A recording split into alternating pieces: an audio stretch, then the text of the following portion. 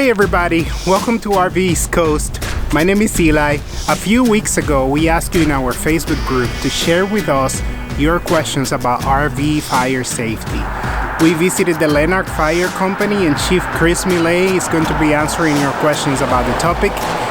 Before we move into the video, do you know that it takes a firefighter an average of 1 minute and 15 seconds to be ready for an emergency? As you saw in the intro of this video, I gave it a try, and maybe at the end of this episode, I'm gonna share with you my experience. Without further ado, here's Chief Millay. How are you doing? My name is Chris Millay. I am the Chief of the Llenarch Fire Company in Haverford Township, and today I'm here to answer some of your questions about RV fire safety.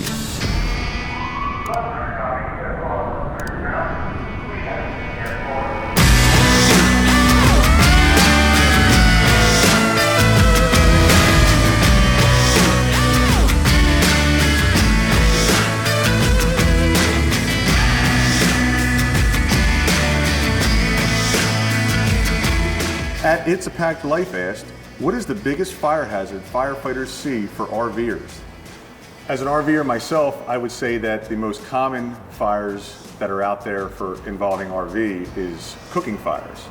Some fire prevention steps that you can take for cooking are to never leave your cooking unattended, to always turn your handles of your pots and pans inward so they're not facing outward and easily tipped over, and always be careful of children around stoves and ovens and campfires.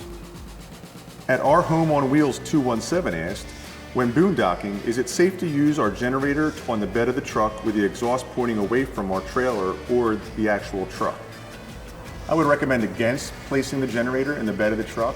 If the truck has a bed liner that's plastic, the heat from the generator could potentially cause a fire. In addition to the fire danger, we also have to be considering the carbon monoxide that is being emitted. Even if it's being pointed away in the bed of the truck, it's a confined area.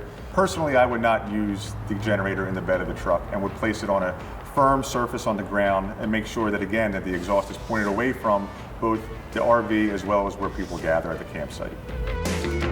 At Bert Kelly asks, as long as the fire extinguisher is still in the green, is it okay to use no matter the age? Fire extinguishers actually do expire. Depending on the manufacturer, most extinguishers that are dry chemical in nature have a life expectancy of about 12 years. After that, even if it's in the green, it should be replaced. Fire extinguishers should be checked annually regardless of age to make sure that they're properly functioning and will function at the time you need them. In a future episode, we're going to talk much more in depth about how to use an extinguisher properly and the maintenance of a fire extinguisher as well. Many viewers asked, is it okay to drive with a propane on to keep the refrigerator cold?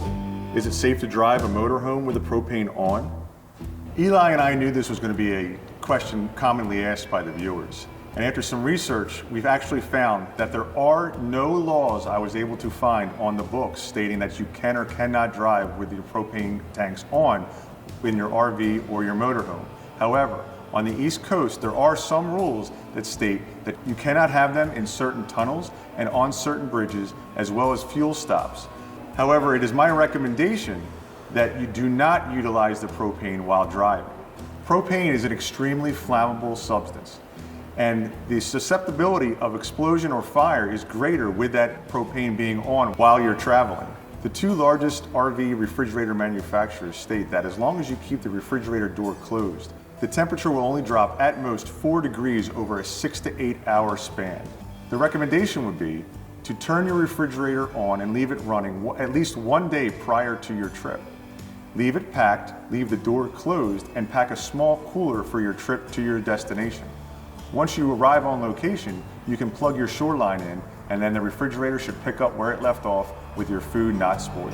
It's been my pleasure to help answer some of your questions. Should you have any questions in the future, feel free to drop them in the comments below, and Eli, Fawn, and myself will be glad to get back to you with an answer. Well, that's all we have for you today. We hope you liked this episode.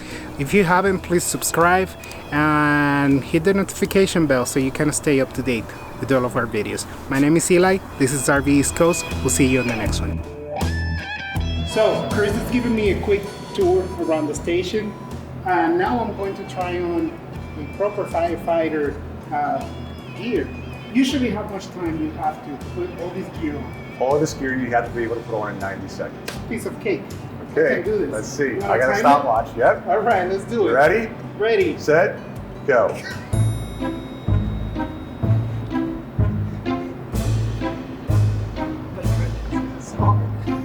You're at 10 seconds. Oh, stop pressuring me.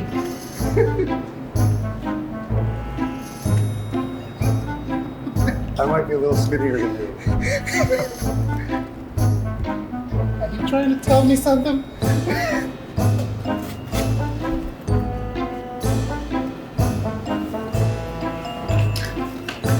Next, you're gonna put on the SCBA. What is this? This is a self-contained breathing apparatus. This is what allows us to breathe in a smoke-filled environment. Oh my God, I weigh like 300 pounds. Okay, you gotta zip up. You'll burn up if you don't zip that up. Now around the mash, there's 5 straps. So you have to pull and make it nice tight seal. And I'm gonna turn your bottle. I can't find the straps. Now, you're going to take a deep breath. Okay. What is that alarm? What's happening? That's just an alarm to let you know that you're getting air. There you go. Now you're getting air.